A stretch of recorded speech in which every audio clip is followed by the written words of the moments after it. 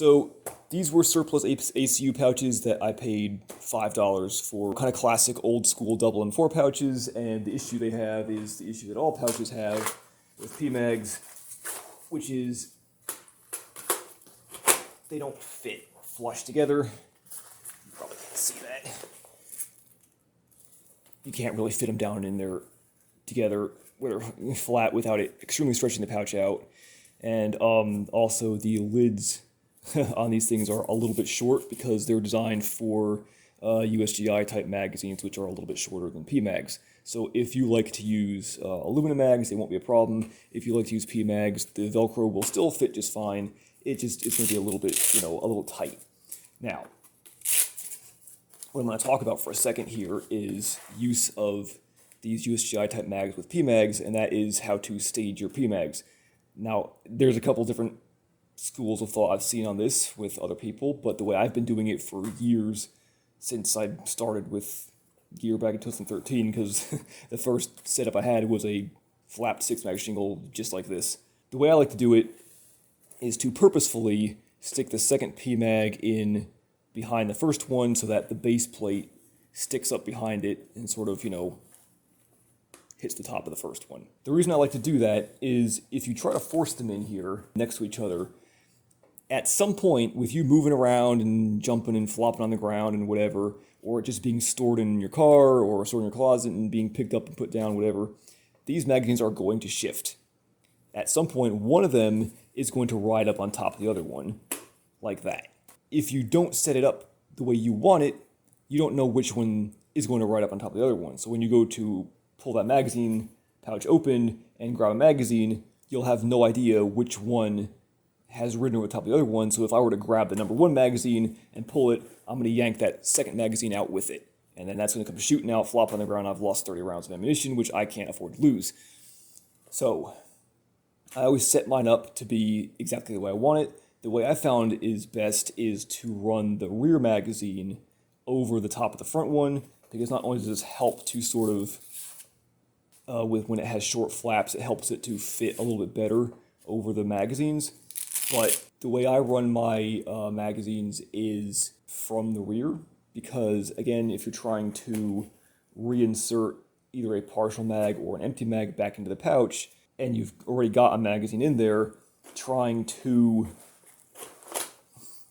put it in the front is pretty much a hopeless endeavor, because you really can't, unless you use 2 hands.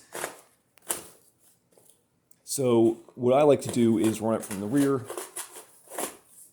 When I open the magazine pouch, I grab the rear magazine, I pull it out.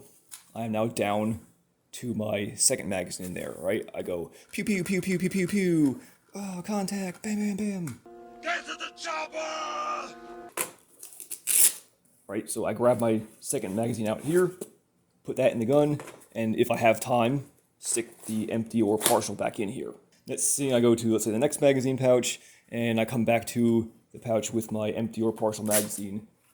I am now ready to just stick it behind the magazine and slap it in there, and it's now right back to how it was. It's way easier to insert that magazine from the rear than it is to try and get it in the front. And I like the way that the flaps fit over it if you stack them in reverse like that. I know people are going to look at this and go, why are you keeping your magazines? Well, because I'm not the DoD, and I don't have their budget. You have mill vans full of magazines. Thousands and thousands of magazines. Right. And I'm guessing most of the people watching this video are probably going to be in the same situation, and I'm one of those people where when I got into guns and gear years ago, I took a little bit of extra effort to buy more magazines than I thought I would need. But most of the guys I see these days, at least the ones starting out, they've grown up in an era where magazines are easy to get. Well, except for the increasingly growing list of states who are doing dumb shit.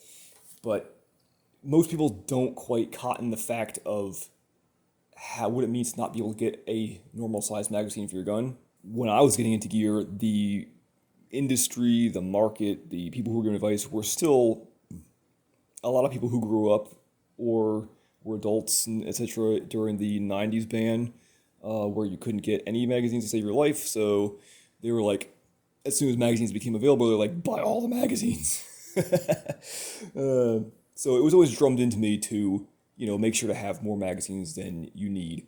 And this is important not only because of a political standpoint, because the government keeps doing retarded shit and trying to make it so you can't get these. Even if you, even in recent years, we've learned that even if you live in a state where you think you're safe, tomorrow you're not. But also for the simple fact that the other thing I see is a lot of people who are just getting into this, they have like whatever their loadout is for their chest or their plate carrier, and that's how many magazines they have. Period. End of story. Full stop. And the hilarious part is they think that's all they'll ever need.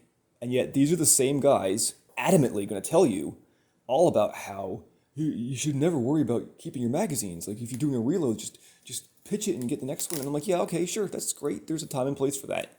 There's also a time and place to keep your magazines because those are all you have. Same guys that they have like 6 mags on their kit and then the rest of their ammunition in their pack is on stripper clips. Not in other magazines, it's on stripper clips. And then you need magazines to put that in, right? Like, so if you've gone through, your initial contact and you've, thrown away 3 of your 6 magazines that you have on you, well, now you have 3 magazines to put ammunition into. That's it, just 3. And then if you've thrown them away in whatever area you are, and let's say you get home or to your super cool shit stand compound or whatever the hell situation you think of, and you get back there, if you don't have more magazines to resupply yourself with there, congratulations, you just halved your magazine capacity in the first 10 minutes of your contact. Like, that's not, it's not a viable situation. So the reason why I'm talking about these pouches and making such a big stink about how to run, kind of cycle your magazines through them, is because I'm a big proponent of, if at all possible, depending on the situation, you retain your magazines.